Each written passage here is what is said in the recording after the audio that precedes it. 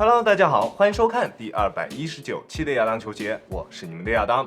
之前就跟大家说了，匹克最近推出了2款新鞋，一款是 AW One， 另一款就是我们今天的主角这一双澎湃大三角第2代。本期视频由您的点赞赞助播出。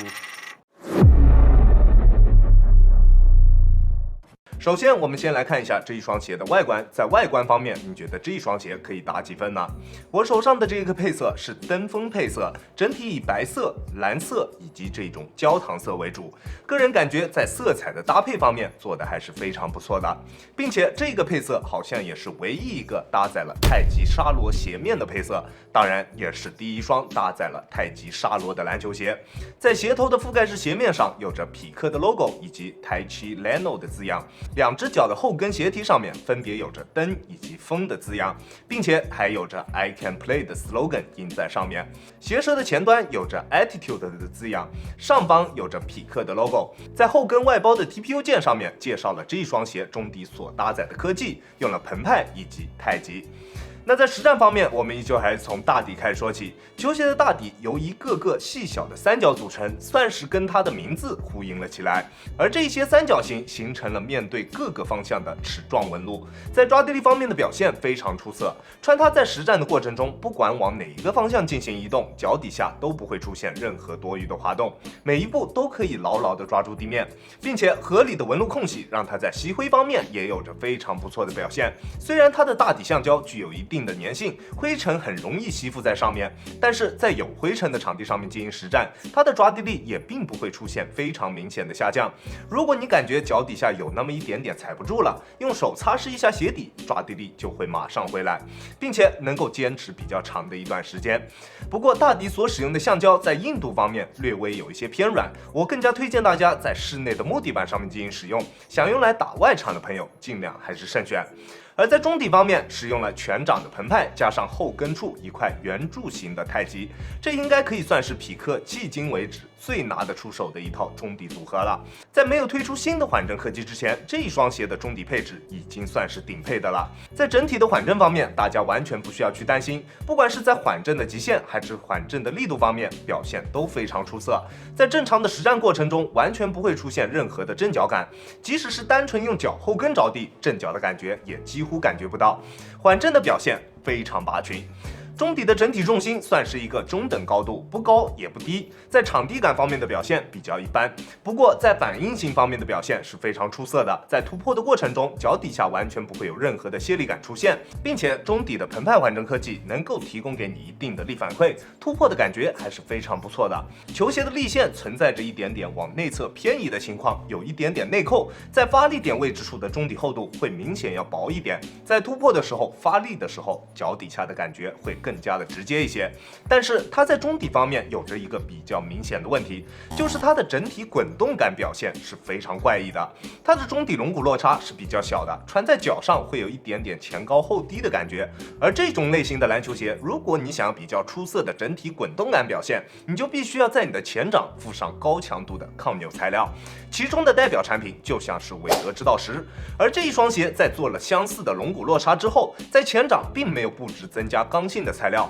只在球鞋的中间部位放置了一块面积并不大的碳板，可以起到一定的抗扭效果，但是对于整体的滚动感并没有什么提升。很多人可能会说，欧文的篮球鞋在前掌也没有什么高强度的材料放置啊，但是这就是气垫跟这一类超临界材料之间的不同之处了。高气压的气垫，它的整体抗弯折能力是明显要比这一类的超临界发泡材料要强许多的，这也算是气垫的一个先天优势。这双鞋在进行全场的实战过程中，跑动的感觉并不出色，前高后低的球鞋真的不适合全掌着地进行跑动。如果你平时就是喜欢使用全掌进行跑动的，那这双鞋可能并不是特别适合你。而当你使用前掌进行跑动的时候，你在这一双鞋身上无法体验到那种韦德之道10身上那种推进的感觉，在这一方面的表现真的不太理想，甚至可以说是有点怪异的。这一双鞋还是更加适合打半场的朋友去进行选择，打半场的体验会比打打全场要好很多。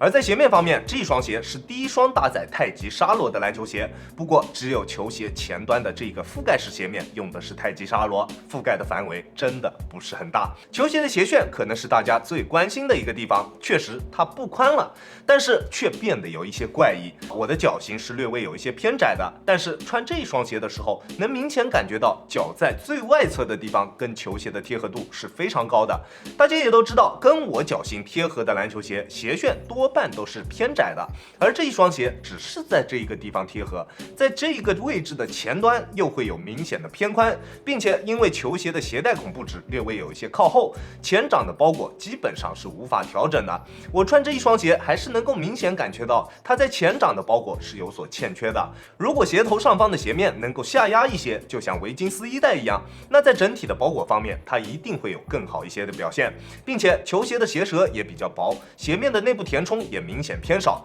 系紧鞋带之后，在球鞋中段的包裹也总有一种不太踏实的感觉。不过大家可以放心，虽然它在包裹方面总感觉在每个地方都有一点空隙，但是穿它实战是完全没有问题的。球鞋的整体锁定做的是 OK 的，在做变向动作的时候，脚在鞋内基本上不会出现位移，在急停急起的时候也完全不会出现顶脚趾或者是掉跟的现象。不过这一双鞋怪异的鞋楦，窄脚觉得宽，宽脚可能穿它的话会在这个位置会觉得有一点夹脚。如果想要购买的朋友，尽量还是试穿之后再决定是否要进行购买。而它在支撑性方面的表现是非常出色的，球鞋的鞋面强度非常高，并且在中摇位置做出了热熔材料的加固，在球鞋的外侧也做出了非常明显的 TPU 材料上翻。球鞋在侧向支撑方面的表现非常棒，不管做什么动作，鞋面都可以非常好的兜住你的双脚。在后跟处的鞋面虽然做出了非常明显的加厚处理，但是在强度方面的表现并不是特别出色，内部并没有港宝的覆盖，在脚踝处的支撑略微有一些欠缺，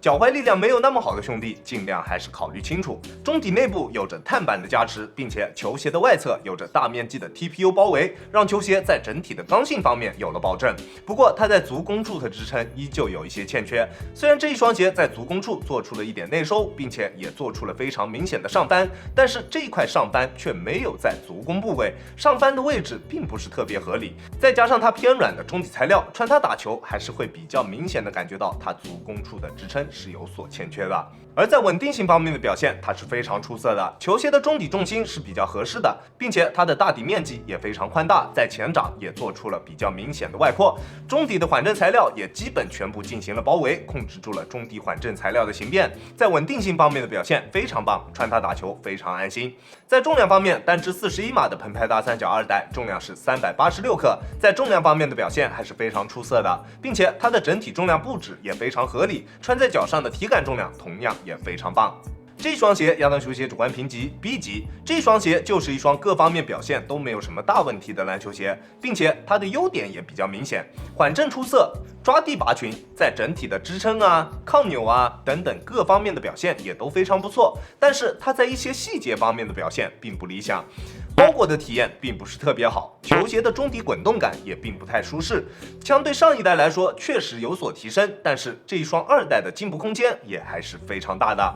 那如果你想要购买这一双鞋的话，在尺码的选择方面，我平时耐克穿42.5，李宁穿42，这一双鞋我选择的41码还是比较合适的，你可以适当参考一下。OK， 这就是本期视频的全部内容了。再次感谢大家观看本期的亚当球鞋，亚当球鞋一切从实战出发，我是亚当。如果你觉得我的视频可以帮助到你，希望你可以关注我，并且顺手给我点一个赞，这就是对我最大的支持了。好了，那我们下期视频再见吧，大家有空来做 ，peace。